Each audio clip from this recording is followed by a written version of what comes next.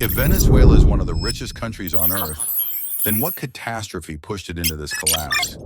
Venezuela sits on the shores of the Caribbean Sea with nearly 2,800 kilometers of coastline, the gateway to the entire Caribbean basin, neighbors to Cuba, Panama, and the Panama Canal, yet it became the nation America shaped into what it is today. And why is the United States so obsessed with this territory?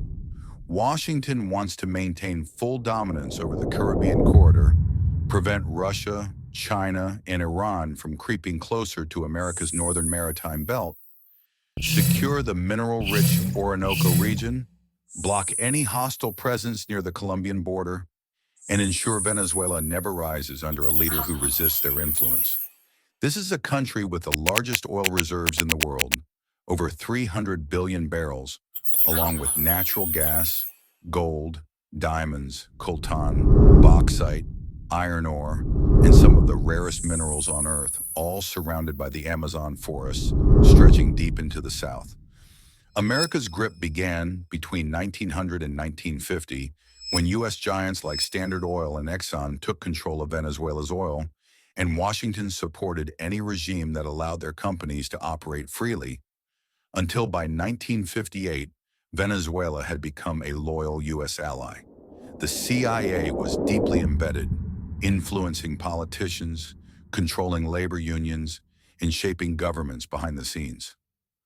But in 1995, a man rose from the military ranks, Hugo Chavez, an orator with a loud voice and a mission to take back Venezuela's oil from foreign hands.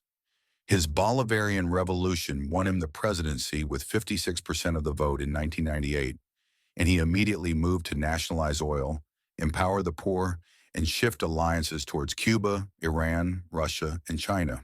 In April 2002, a coalition of businessmen, politicians, and military officers ousted him, but within 48 hours, millions of Venezuelans took to the streets, reversing the coup and restoring Chavez to power.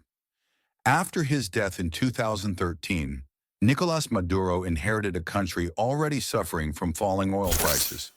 But the United States intensified sanctions, isolating the Bolivar currency, crushing the oil sector, freezing assets, blocking financial transactions, and trying to cripple the state. By 2019, Maduro and opposition leader Juan Guaido both claimed the presidency, plunging the nation into a split where the U.S. backed Guaido, while Russia, China, Iran, and Turkey supported Maduro.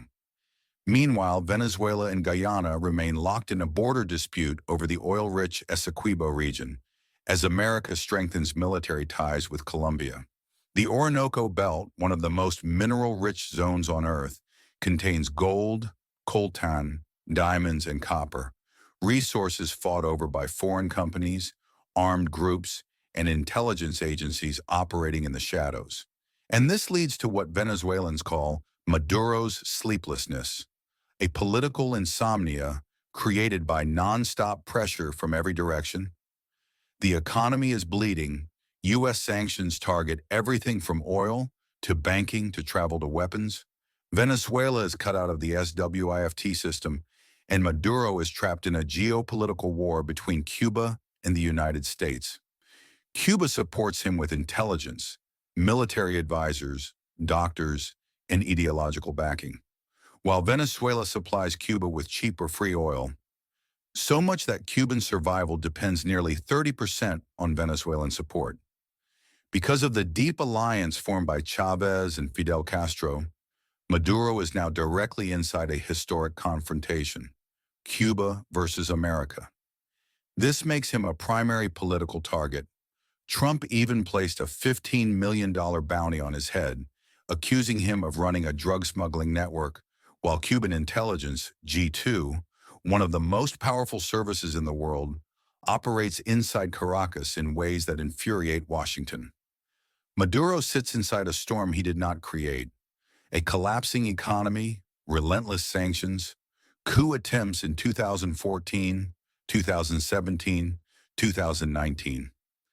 Renewed plots today, international pressure from the West, and absolute dependence on allies like Russia and Cuba.